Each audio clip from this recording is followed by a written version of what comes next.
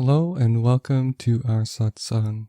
Today, as sort of a follow-up to my last video on limiting beliefs, I want to go through my journey with law of assumption and try and give a good example as to how a typical person might go through their evolution from believing in an objective material world and utilizing law of assumption to prove to themselves the subjective world that is created by our own assumptions and beliefs.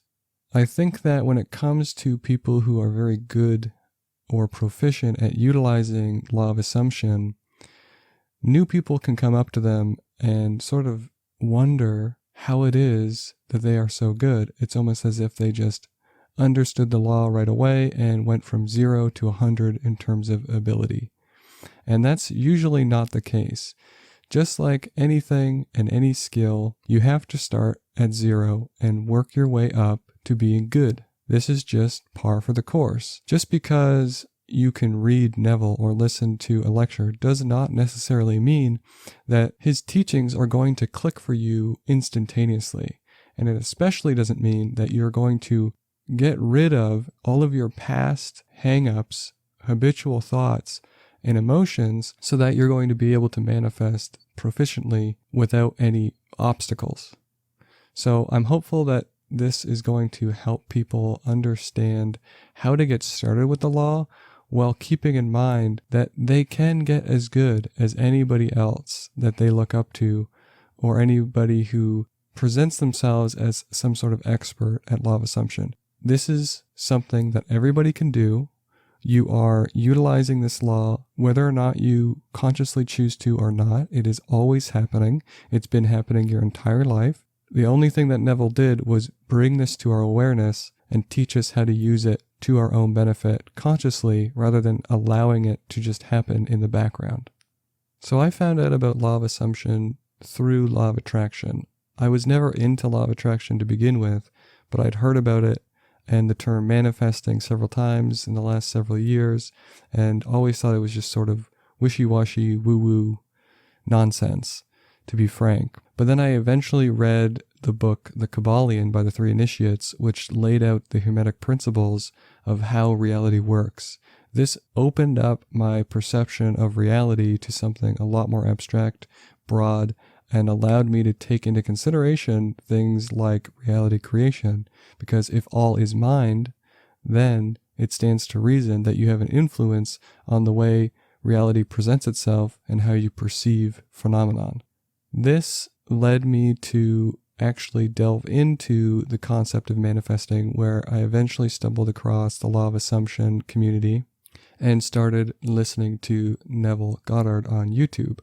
I never listened to his books or read his books, not for several months into my journey. What really got me started was Edward Art Supply Hands on Reddit, so shout out to him. I listened to somebody's recordings of his posts and basically applied what I got from those posts and Neville Goddard's lectures to start utilizing the law. In the law of assumption community, there is the thing called the ladder test, where you first attempt to manifest into your reality the compulsion to climb a ladder. Even if you don't want to climb a ladder, you are trying to manifest into your reality that you are compelled to or told to or have to climb a ladder. And this is supposed to teach you that despite your externalized intent, your subconscious mind will bring about the reality that it sees fit, because it's the one that has the influence on how reality presents itself. There's a second one called the blue feather test, which is essentially manifesting a not so common feather. There's also one with balloons. You get the picture. It's something simplistic, but it's meant to show you how your imagination does have an effect on reality. So my first ever manifestation was the blue feather. I decided that it seemed well within my capability to imagine, well within my capability to believe in. So I just pictured blue feather, blue feather, blue feather throughout my day before I went to bed. And then within a couple days, I was just walking outside and then came across a blue feather on the ground. It actually wasn't me who came across it. It was my friend at the time was like, oh, look, a blue feather. And as soon as they said that, I got chills because I had totally forgotten about the blue feather. I had totally forgotten that I was trying to manifest a blue feather. I even forgot about law of assumption at this point, and I was just thinking about other books I'd read. So when that happened, that sort of kickstarted my journey and my obsession with proving this to myself. The next thing I wanted to do was to take something that is extremely uncommon, but actually possible. There's only one time in my life that a bird has ever flew into my face, my head, or close to it. Sounds like a silly example, but to me, I was thinking about things that have happened in my life, but very seldom. One of it is a bird not seeing you and then flying either directly into you or very close to you and just missing you. So I sat down, and at this point I was mostly doing sats as my method and not necessarily doing them at night. I would just do them whenever I wanted to. I was a very good meditator, still am, and I would meditate and then start doing sats. So I just imagined a bird flying from right to left, extremely close to my line of sight, to my face. And what happened was I did it for maybe a day, and then the next day I had totally forgotten about it, was just sitting down meditating in my backyard when a hummingbird flew up literally right beside me by about 1.5 feet, and then hovered there for a second looking at a pot of flowers, and then flew maybe 3 inches in front of my face to get across to another pot of flowers on the other side of me. As soon as that happened, I knew that that was the coming to fruition of my manifestation. To me, this was like crucial for developing confidence in both this as a theory and law and my ability to do it myself. So these were sort of my 2 small prove it to myself exercises that I decided would be enough to get my feet wet and build some confidence in this is actually a real phenomenon. The next thing, of course, comes down to money. Most people, when they think of law of assumption and they get into manifesting, it's because they want wealth, they want to change the way they look, they want a better social life, a better job, yada, yada, yada. So I thought, well, if these things both happen, then I should be able to manifest money. So what I did was I got into a meditative state and then imagined opening up my wallet and pulling out money and counting. I decided on the amount of $150, and I decided I wanted different denominations. So like a $100 bill, a $20 bill, a couple $5 bills, you know what I mean. So I counted that in my imagination for about a week, maybe a week and a half. And I didn't put too much strain on myself. I didn't put too much expectation. I just did it almost as a fun exercise. One day I'm in the kitchen and my dad asks me suddenly out of the blue if I want to go work with him, which he hasn't done in nearly a year, if not that. So it kind of caught me off guard, but I thought to myself, what if this is it? This is the coming to fruition of my manifestation. So I said, yes, for sure. The day comes, I do the work. Now it's about 2 weeks since I first started. This is the day that I go to work with him. It's 2 weeks after I started.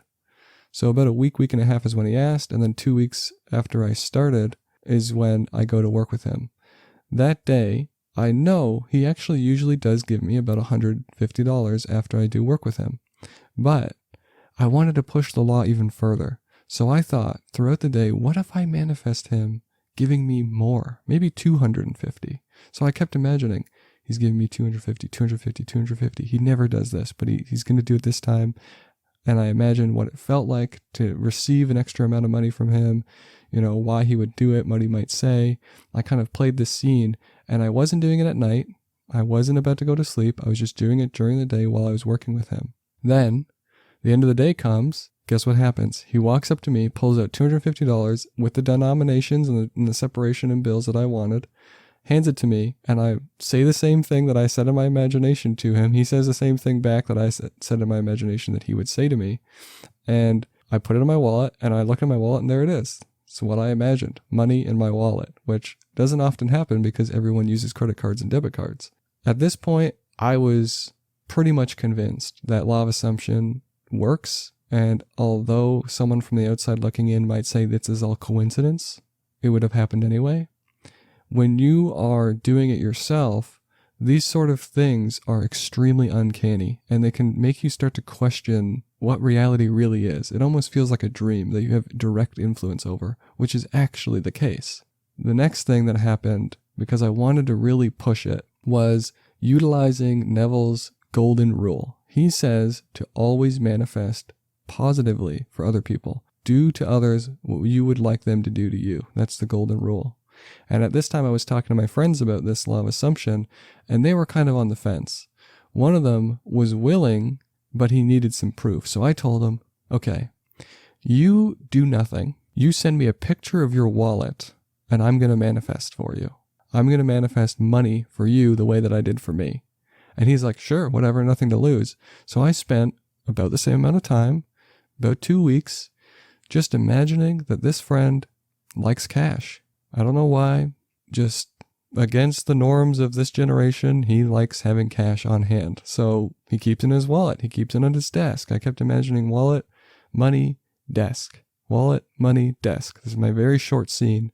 And I imagined that he was going to text me saying, dude, look at this. I got money. About 2 weeks later, he essentially does the exact thing. He sends me a text in all caps, no way, and a picture of his wallet with money in it. And I know the only reason he would be this surprised is if something happened that was out of the norm, that he gained this money not through his own volition. So when he told me the story, what actually happened was the day that he received the money, he was leaving his house to go get some stuff for himself from the store. And his mom asked him, could you get me this too? I'll give you some money. He said, no, don't worry about it. I'm going to get it myself. Don't worry about paying me. So it was not on his mind. And I know you're thinking, oh, that's where you got the money from. No, it's actually not. As he was on his way out the door, his dad came by to visit. So his parents are actually separated, but they're good friends. So it wasn't out of the norm for him to come by once in a while. When he came back, his dad was already gone, but he went to his room and his dad had left $200 in cash on his desk for him for no apparent reason. He didn't really talk to his dad. He came just to visit his siblings and his mother, and he was already leaving. So this was totally without prompting, no discussion. He didn't ask for the money. He didn't want the money. It just happened. And this was proving to me that you do have a direct impact on even things outside of your own perceptual awareness. So they don't have to be things that are happening directly in your life. They can be things that you're manifesting for somebody that you care about, or one of your friends, one of your family members. Actually, more recently, I have decided that whenever something that I don't like happens to somebody that I care about, I revise that for them. Whenever they're in trouble, or they're having trouble, or they're not doing well, or they're not feeling well, I revise that for them. Because I know that they are me pushed out, and that their reality is just as much as part of my reality as the things that are affecting me. Because they are within my perceptual field. They are my mind pushed out. And everything that they have to deal with is a result of my belief system. So as soon as I change it, their life gets better. And I have been seeing very good results with that.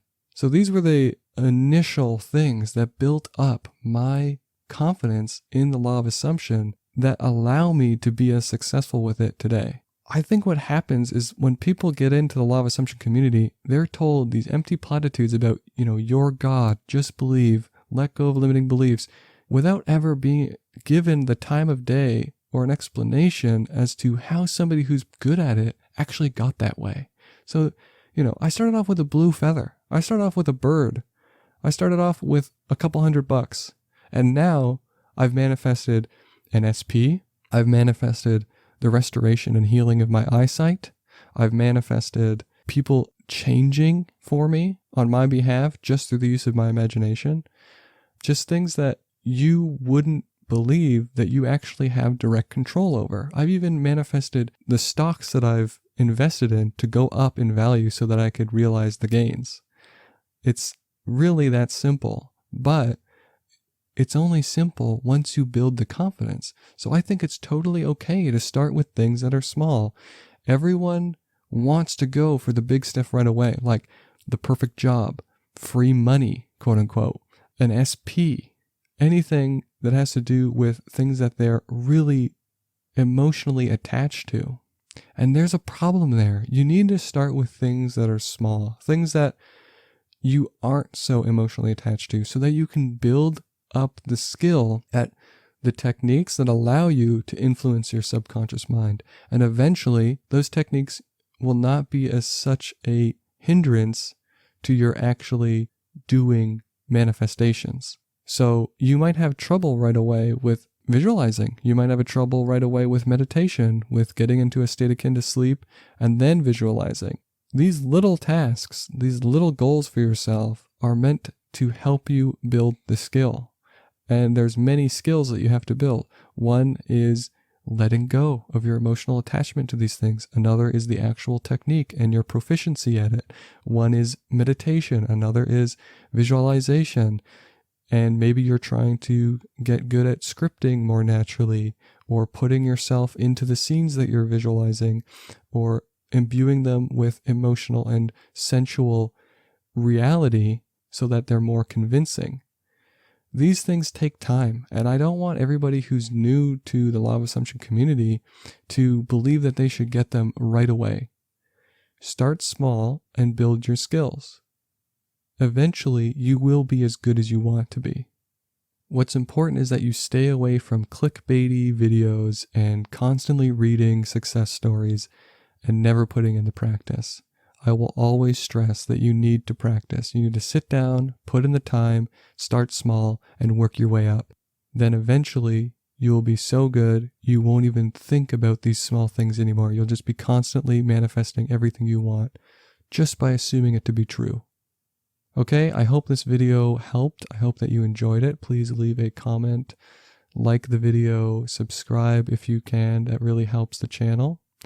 Also, I'd like to let you guys know that I offer one-on-one coaching, and you can find that at my Buy Me a Coffee page.